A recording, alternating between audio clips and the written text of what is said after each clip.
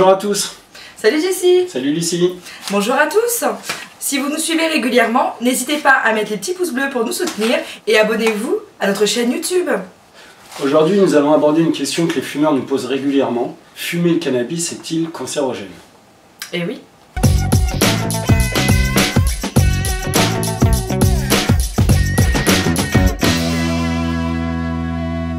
Le cannabis, plus connu sous le nom de hashish ou marijuana, dont le nom scientifique est le chanvre, mais désigné dans le langage populaire sous des dizaines de surnoms tels que shit, bédo, pilon ou joint.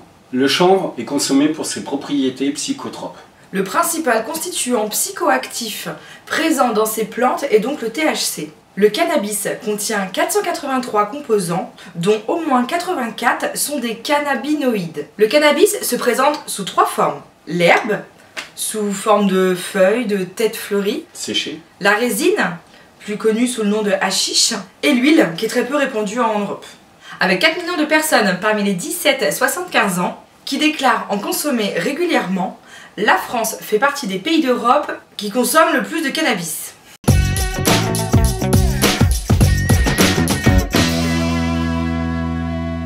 Dans la majorité des cas, le cannabis est fumé et inhalé, pur ou mélangé à du tabac. Plus rarement, il est ingéré, mélangé à de la nourriture, comme le space cake, ou pris en infusion. Quand vous fumez de manière traditionnelle le cannabis, sous forme de joint, la combustion libère différentes substances nocives, dont certaines sont très cancérigènes et toxiques. Ces substances passent par la bouche, la gorge, les poumons pour pénétrer dans l'organisme, où elles occasionnent des dommages.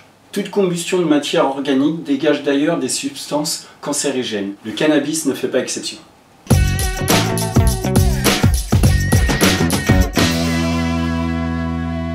Lorsque le fumeur inhale le cannabis, celui-ci suit un circuit identique à celui de la cigarette. Nez, gorge, poumon, avec de gros risques de cancer des voies aérodigestives. On sait que toute combustion crée un dégagement de substances cancérigènes, que ce soit la cigarette ou le joint. Ces substances cancérigènes sont le benzoprène, les dioxines, le monoxyde de carbone, le goudron, les nitrosamines, qui contaminent par voie aérienne les cellules alvéolaires de vos poumons. La fumée d'un joint est plus toxique que celle du tabac. Sa consommation fait inhaler 6 à 7 fois plus de goudron et de monoxyde de carbone et 50% en plus d'hydrocarbures polycycliques que la cigarette.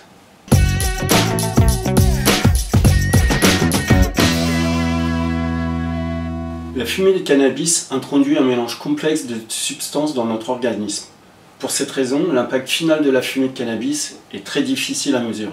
On ne sait jamais ce que le producteur ajoute pour augmenter le poids, sable, verre et divers matériaux, surtout lorsque le cannabis est vendu dans la rue. Le THC ne semble pas être un agent cancérogène. Toutefois, il est difficile de savoir si la cause du cancer est liée au cannabis propre ou si c'est en lien avec les substances avec lesquelles il est coupé. De plus, le cannabis, quand il est fumé sous forme de joint, il est mélangé avec du tabac et roulé avec du papier à cigarette. La proportion des composants dans les différentes sortes de cannabis influence donc l'effet de la fumée. Selon une étude de 2008, la consommation de cannabis multiplierait par 5,7 les risques de cancer du poumon.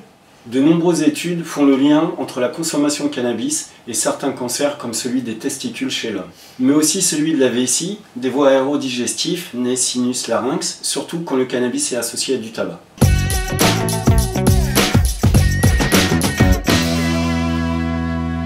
Dans l'état actuel des connaissances, une seule conclusion s'impose. La fumée de cannabis est nocive pour la santé au même titre que la cigarette ou que la chicha. Les différentes substances créées lors de la combustion sont hautement cancérogènes et toxiques. Fumer du cannabis accroît donc fortement les risques de développer des cancers. Nous vous remercions beaucoup de votre attention. N'hésitez pas à mettre un pouce bleu. N'hésitez pas à nous dire en commentaire aussi si vous avez des sujets, des thèmes que vous voulez qu'on aborde ensemble. Lors de notre prochaine vidéo de prévention, nous aborderons le thème de la nutrition. N'oubliez pas de vous abonner à notre chaîne YouTube pour ne pas le louper. En attendant, prenez soin de vous. Et moi je vous souhaite de joyeuses Pâques. Par contre, attention les petits lapins roses, ne vous trompez pas de plaquettes.